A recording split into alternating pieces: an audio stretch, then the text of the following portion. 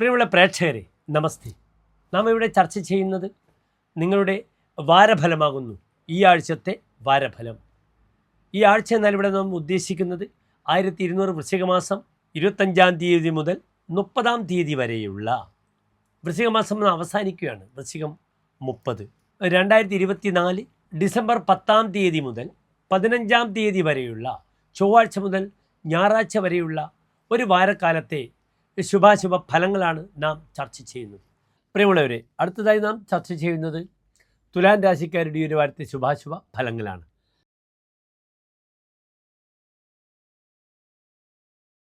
ചിത്ര നക്ഷത്രത്തിൻ്റെ അവസാനത്തെ 30 നാഴിക, ചോതി വിശാഖ നക്ഷത്രത്തിൻ്റെ ആദ്യത്തെ 45 നാഴിക വരുന്ന 2 നക്ഷത്ര സമൂഹമാകുന്നു തുലാം രാശി. ഇന്ന് തുലാം രാശി രാശിയിൽ ഗ്രഹങ്ങളുടെ 2-ാം ഭാവത്തിൽ സൂര്യൻ, ബുധൻ, 4-ാം ഭാവത്തിൽ ശുക്രൻ, 5-ാം ഭാവത്തിൽ ശനി, 6-ാം ഭാവത്തിൽ ചന്ദ്രൻ, രാഹു, മാന്തി, അഷ്ടമത്തിൽ വ്യാഴം, 10-ാം ഭാവത്തിൽ ചൊവ്വ, 12-ാം ഭാവത്തിൽ കേതു. ഇവിടെ തുലാം രാശിക്കാർ ഈ ഒരു വാരം ഏറ്റവും ശ്രദ്ധിക്കേണ്ടത് തൻ്റെ കർമ്മമേഖലയിലുള്ള അശാന്തത തന്നെ വളരെയധികം ബാധിക്കുന്നൊരവസ്ഥയായിരിക്കും. കാരണം കർമാധിപനായ ചന്ദ്രൻ, തുലാം രാശിക്കാരുടെ 10-ാം ഭാവം ചിന്തിക്കേണ്ടുന്ന ചന്ദ്രൻ ഇവിടെ 6-ാം ഭാവത്തിൽ ശത്രു സ്ഥാനത്ത് നിൽക്കുന്നു. ശത്രു വരും, ശത്രുവിനെ ജയിക്കും, വീണ്ടും ശത്രു വരും എന്നാണ് ഫലം പറഞ്ഞിരിക്കുന്നത്. അപ്രകാരം തൻ്റെ മാതാവിനെ ശുശ്രൂഷിക്കുവാനുള്ള ഒരവസരം നഷ്ടപ്പെടുന്നതായിരിക്കും. അല്ലെങ്കിൽ മാതാവിന് ധനം കൊടുത്ത് സന്തോഷിപ്പിക്കാനുള്ള അവസരം നഷ്ടപ്പെടും. തങ്ങളുടെ മാതാവ് മരിച്ച വ്യക്തികളാണെങ്കിൽ അവർക്ക് മാതാവിൻ്റെ കർമ്മങ്ങൾ ചെയ്യുവാനും ഈ ഒരു വാരം അല്ലെങ്കിൽ കറുത്തപക്ഷമൊക്കെ വരുന്നുണ്ട്. അനുകൂലമായ സമയമാണ്. ശുശ്രൂഷ അർത്ഥ സമർപ്പണാദിഭി പ്രീതിം വിദധ്യാത്തയോഹോ. തങ്ങളുടെ മാതാക്കളുടെ ശുശ്രൂഷ, ശ്രോതമിച്ഛ, അവർ പറയുന്നത് കേൾക്കുക, ധനം സഹായിച്ച് അവരെ സന്തോഷിപ്പിക്കുക, അല്ലെങ്കിൽ അവരുടെ തർപ്പണങ്ങൾ ചെയ്യുക, ശ്രാദ്ധാദി കർമ്മങ്ങൾ ചെയ്യുക എന്നാണ് ആചാര്യൻ ഫലം പറഞ്ഞിരിക്കുന്നത്. ധാരാളം ശത്രുക്കൾ വരും. അതിനാൽ ശത്രു സംബന്ധമായ ദോഷങ്ങൾക്ക് പരിഹാരം കാണും. നിർബന്ധമായും ശത്രുസംഹാര പൂജ ചെയ്യണം. നാളികേരം മുട്ടറക്കണം. ശത്രുദോഷത്തിന് പരിഹാരം ഈ ഒരു വാരം തന്നെ കാണുക. എന്നാൽ ഏകാരിഹി മൃദുകായ വന്യമദനഹ തീഷ്ണശ്ച അരികെ. പലപ്പോഴും തന്നെ തീഷ്ണ സ്വഭാവം പ്രകടിപ്പിക്കുന്നത്.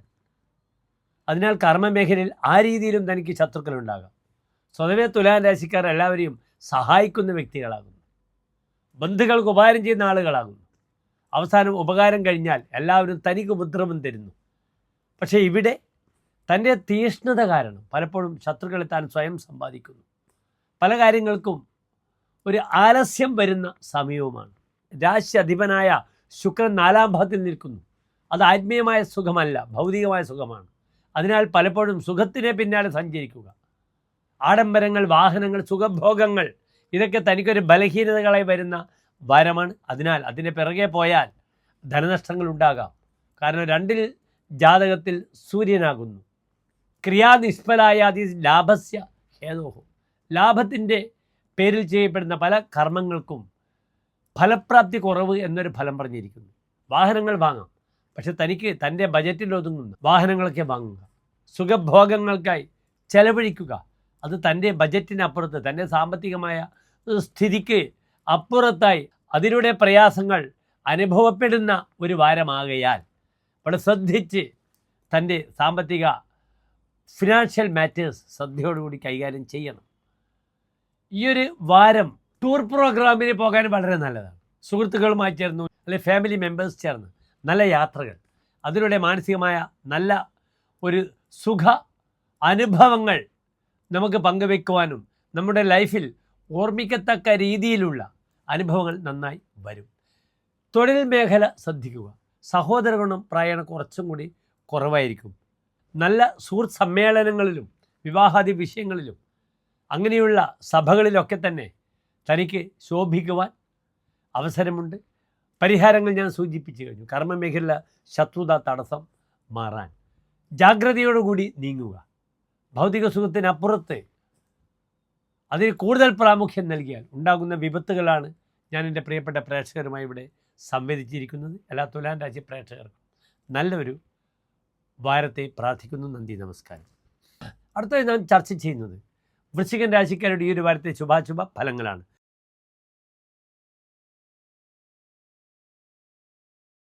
ഇവിടെ വൃശ്ചികം രാശിക്കാർക്ക് രാശിയിൽ സൂര്യൻ ബുധൻ, 3-ാം ഭാവത്തിൽ ശുക്രൻ, 4-ൽ ശനി, 5-ാം ഭാവത്തിൽ ചന്ദ്രൻ രാഹു മാന്തി, 7-ാം ഭാവത്തിൽ വ്യാഴം, 9-ാം ഭാവത്തിൽ ചൊവ്വ, 11-ാം ഭാവത്തിൽ കേതു.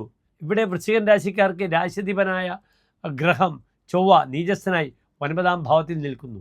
അത്ര നല്ലതല്ല. ശാരീരികമായി വളരെയധികം മാനസിക സമ്മർദ്ദങ്ങൾ കൂടിയാൽ BP മുതലായ രോഗങ്ങൾ വരാം. അച്ഛനും ശാരീരികമായിട്ട് ക്ലേശങ്ങളുണ്ടാവുക, സർജറി വരിക, വീഴ്ച വരിക, ഇങ്ങനെയുള്ള ചില ബുദ്ധിമുട്ടുകളൊക്കെ രാശിക്കാർക്ക് അനുഭവിക്കേണ്ടുന്ന സമയമാകുന്നു. വിവാഹ തീരുമാനങ്ങൾ ഉണ്ടാകുന്ന വാരമാകുന്നു. ദാമ്പത്യത്തിൽ അത്ര സുഖം സ്വസ്ഥത അനുഭവിക്കേണ്ടുന്ന സമയമല്ല. രതി സ്ത്രീജനെ തസ്യ ന. സ്ത്രീജനങ്ങളോട് രതി ഉണ്ടാകില്ല എന്നാണ്.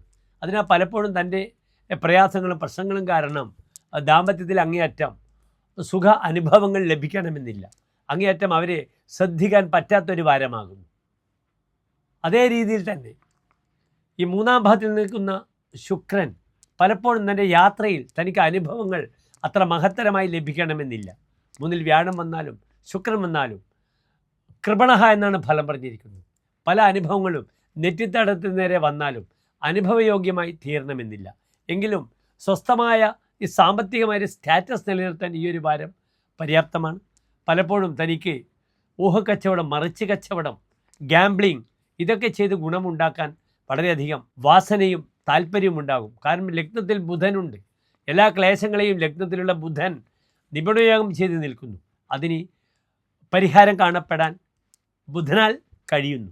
ബുധോ മൂർത്തികോ മാർജ്യേത് അന്യരിഷ്ടം വരിഷ്ഠ ധിയഹ. നല്ല ബുദ്ധി പ്രദാനം ചെയ്യും ലഗ്നത്തിലെ ബുധൻ. പലപ്പോഴും അന്യരുടെ കാര്യത്തിൽ തനിക്ക് അങ്ങേയറ്റം സഹായിച്ച് ശോഭിക്കുവാൻ കഴിയും. തൻ്റെ കാര്യങ്ങൾ വരുമ്പോൾ മാത്രം പരിഹാരം കുറവായി കാണുന്നതാണ്.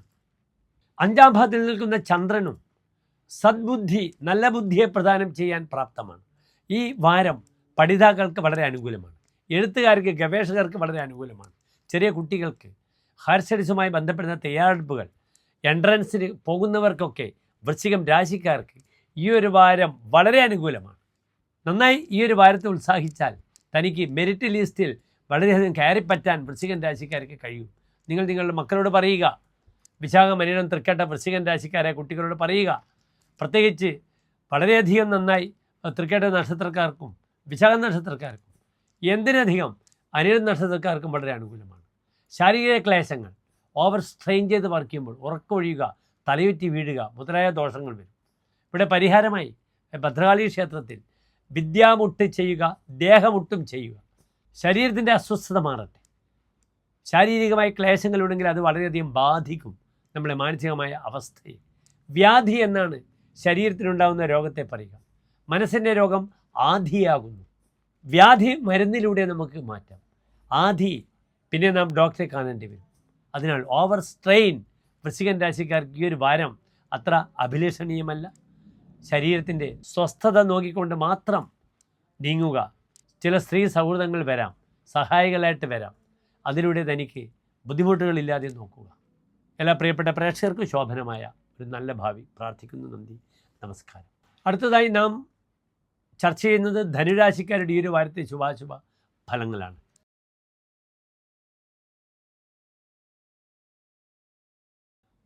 മൂലം, പൂരാടം, ഉത്രാടം നക്ഷത്രത്തിൻ്റെ ആദ്യത്തെ 15 നാഴിക വരുന്ന 2 നക്ഷത്ര സമൂഹമാകുന്നു. ഇവിടെ ധനുരാശിക്കാർക്ക് 2-ൽ ശുക്രൻ മകരത്തിൽ, 3-ാം ഭാവത്തിൽ കുംഭത്തിൽ ശനി, 4-ൽ രാഹു ചന്ദ്രൻ മാന്തി, 6-ാം ഭാവത്തിൽ വ്യാഴം, അഷ്ടമത്തിൽ ചൊവ്വ, 10-ാം ഭാവത്തിൽ കേതു, 12-ാം ഭാവത്തിൽ സൂര്യൻ ബുധൻ. ധനുരാശിക്കാർക്ക് തൻ്റെ പാരമ്പര്യത്തെ ചിന്തിക്കേണ്ടുന്ന ഗ്രഹങ്ങൾ വളരെ ദുർബലമാണ്. പൈതൃകമായ വിഷയത്തിലുണ്ടാകുന്ന ദുരിതങ്ങൾ, ക്ലേശങ്ങൾ അനുഭവിക്കേണ്ടി വരും. ധനുരാശിക്കാർക്ക് മാത്രം പറഞ്ഞൊരു ഫലമുണ്ട്. പിതൃധനി, പിതാവിൻ്റെ ധനം അനുഭവിക്കുക.